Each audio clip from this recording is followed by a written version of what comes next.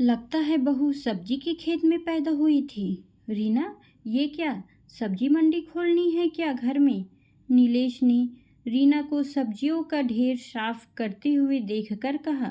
सब्जी मंडी? जनाब, इसमें से आलू और प्याज को छोड़कर बाकी ये सिर्फ 2 दिन की सब्जियां हैं क्या? नीलेश ने लगभग चीखते हुए कहा। जी हाँ, रीना ने अभी भी सुकून से जवाब दिया। तभी सासू माँ के बड़बड़ाने की आवाज़ आई। अरे, ऐसे ही तो उड़ा रही है मेरे बेटे की कमाई को। लगता है जैसे मायके से 2-4 बीघा खेत लिखा कर लाई है। सब्जी के खेत में ही पैदा हुई है महारानी जी। रीना ने सांस भरते हुए कहा। फिर स्टार्ट हो गया है मम्मी जी की रेडियो। अब फुर्सत आधे घंटे के लिए। लेकिन रीना, क्या वाकई ये सिर्फ 2 दिन की सब्जी है? जी हाँ पतिदेव, और यकीन मानिए मुझे इसमें से मुश्किल से कोई एक ही सब्जी मिलेगी खाने को। मतलब सुनिए, ये करेले का जूस सुबह सुबह पापा के लिए, चुकंदर, टमाटर, पुदीना, आंवला और अदरक का मिक्स जूस ननंद रानी की ग्लोइंग स्किन के लिए, बैगन और कद्दू आपके फेवरेट शिमला मिर्च, बीन्स, पत्ता गोभी, पोहा या चिल्ली में डालने के लिए, नाश्ते के लिए टमाटर, प्याज, मिर्च, धनिया सभी में पड़ता है लगभग। और दाल बिना पापा का पेट नहीं भरेगा। बच्चों को आलू चाहिए और मेरे लिए कभी सिर्फ सब्जी बचेगी या फिर दाल या सिर्फ चटनी।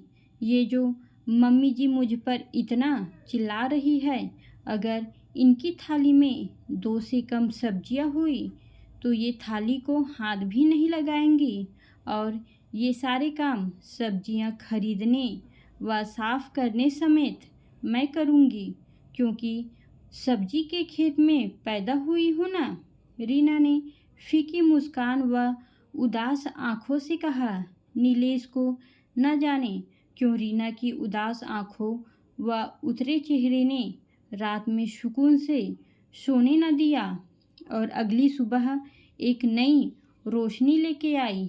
अम्मा, आज से सब्जी खरीदना आपकी जिम्मेदारी है। रीना तो मेरी कमाई यूं ही लुटाए दे रही है।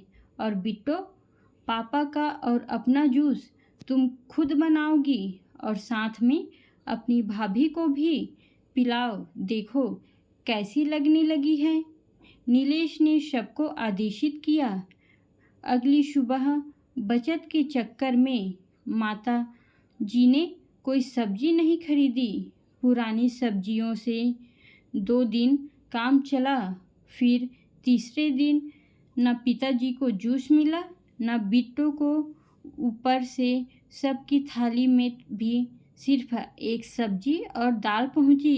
पर रीना का काम जरूर आधा हो गया।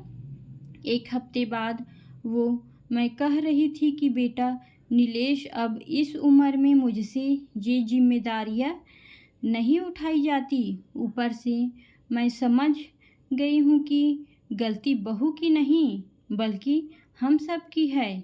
वो बेचारी तो मुफ्त में सब बातें सुन रही थी। यही मैं आपको समझाना चाहता था माँ, कि अगर कोई पलट कर जवाब नहीं दे रहा तो ये उसकी कमजोरी नहीं, उसके संस्कार है। और खेत में आपकी बहू नहीं, हम सब पैदा हुए हैं।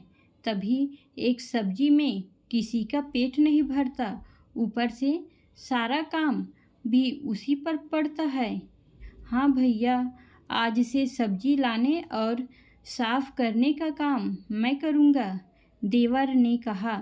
जूस और नाश्ता मैं बनाऊंगी, ननंद बोली। सब्जियां मैं काटूंगी, मम्मी जी ने कहा। और घर में रोज किसी एक के पसंद की सब्जी और दाल बनेगी, ताकि बजट भी न बिगड़े और किसी को अतिरिक्त मेहनत भी न पड़े। और मैं सोच रहा हूँ कि घर पे किचन गार्डन शुरू कर दूँ, ताकि सेहत भी सही रहे और बजट भी, पिताजी ने कहा और पूरा परिवार एक साथ मुस्कुरा उठा।